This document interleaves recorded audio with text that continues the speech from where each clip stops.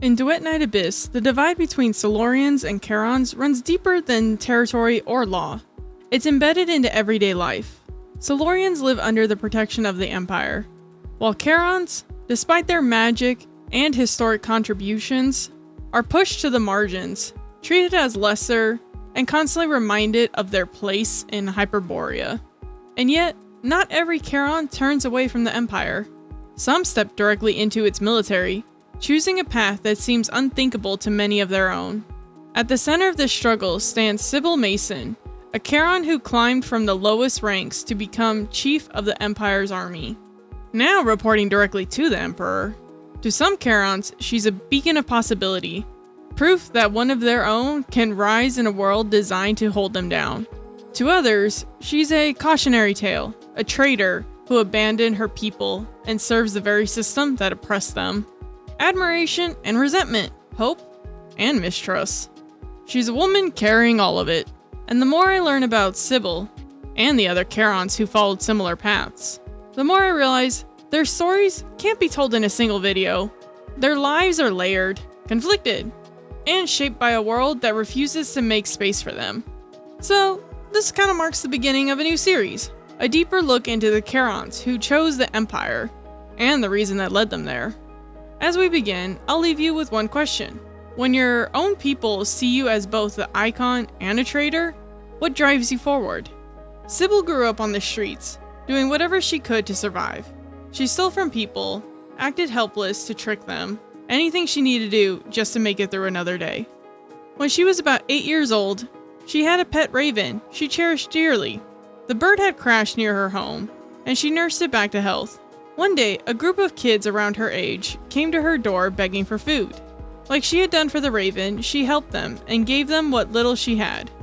But the moment she showed kindness, they betrayed her. They broke down her door, stole the rest of her food, took the few precious items she still had from her parents, and beat her mercilessly. No matter how much she fought back, she couldn't win.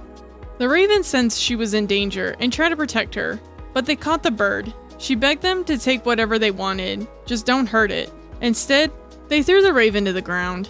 All she heard was a loud crunch. Later, Sibylle met a woman named Flamel. She, quote-unquote, saved Flamel from a group of bandits. But the entire situation was orchestrated by Sibylle herself. She had arranged for Flamel to be kidnapped just so she could stage a rescue and build a relationship with her. The twist? The hired bandits were the same boys who killed her raven. They were furious that Sibylle had betrayed them and assumed that the job would pay more. This became the moment where Sibylle finally got revenge for what they did to her and her raven. Long story short, she beat the crap out of them. Years later, after graduating from the Spathatoy, pretty sure I just butchered that name, Spathatoy Academy, Sibylle returned to that same little hutch. That night, she thought she heard wings flapping, but it was just the memories flooding back. She cried that night, but it would be the last time she ever allowed herself to cry or show weakness. Sibylle considers herself a survivor of something that can only be described as hell. Now fast forwarding into her military life.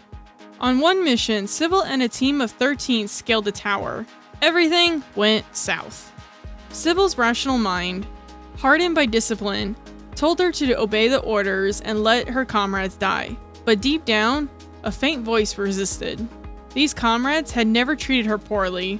Like her, they were fiercely loyal to the Empire, each carrying their own troubled past. Many nights were spent in dim barracks, sharing stories, trauma, and fragile dreams of the future. For some who claimed to have no friends, they came the closest. Now they stood before her, facing death together. But what did their gaze mean? A plea? Doubt? Resentment? Something else.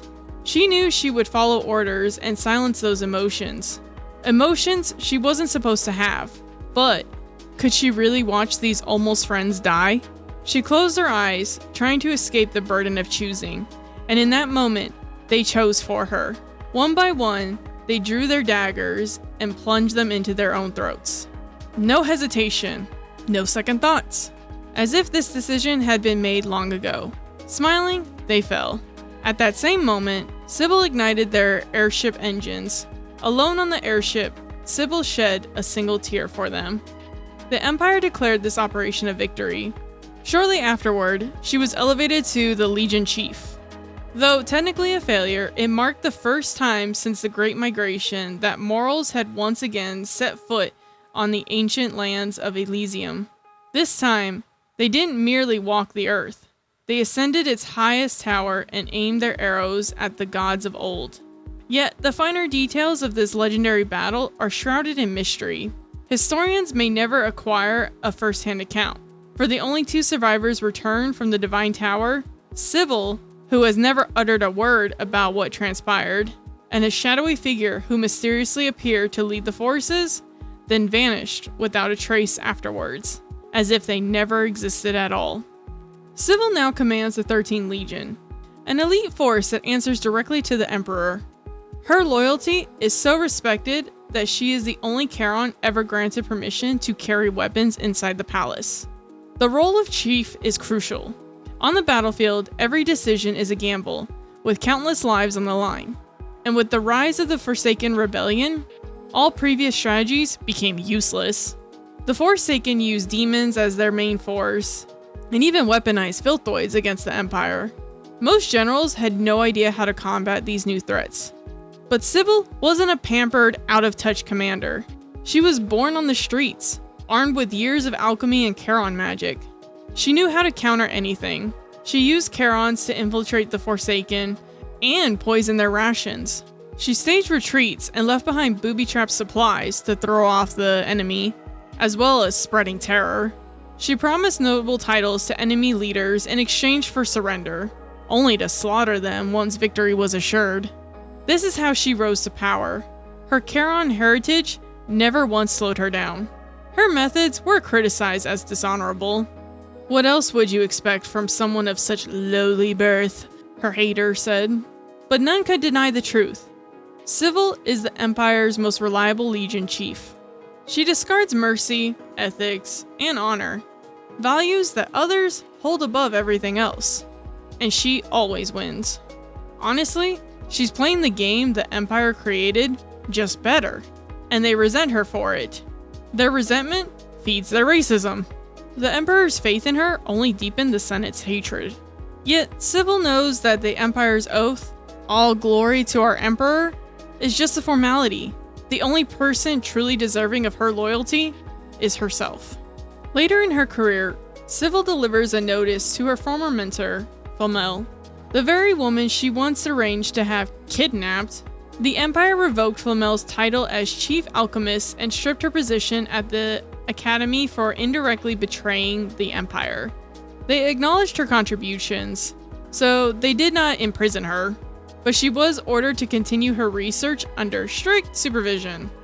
When Flamel confronted Sibylle about the staged kidnapping from her childhood, Sibylle dismissed it as part of the past. They needed to focus on the present. Sibylle also criticized the Academy, saying it was meant to be a sanctuary for pursuing knowledge. But Flamel and Julius had turned it into a disgrace. And yes, Julius is the Emperor, according to an article you can find in the trash, which raises a lot of questions. Flamel tried to defend the Academy, saying knowledge should exist to make the world a better place. Sibylle cut her off. "I treat knowledge as a mere stepping stone to power." She acknowledged that her mentor's ideas were noble, and openly admitted that her own pursuit of knowledge was disgraceful. She never denied it. Sibylle mastered the Empire's laws, learning every loophole. She used them to climb higher and reshape the rules themselves. Then comes one of the most powerful exchanges in her entire story. But has it ever occurred to you that having such lofty ideals is a luxury afforded only to those born into privilege, like you? Your life has always been fulfilled with options and safety nets. But for the ravens on that windowsill, there are only two possibilities: to fly with all their might, or shot down by children's slingshots. Sibylle continued, "And there's another thing you don't understand.